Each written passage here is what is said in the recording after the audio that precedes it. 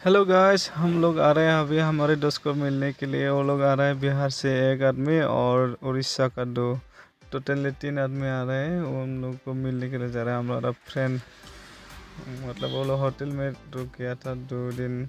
अभी मुझे बुला रहा है वो लोग, इसलिए मैं जा रहा हूँ अभी होटल में मिलने के लिए।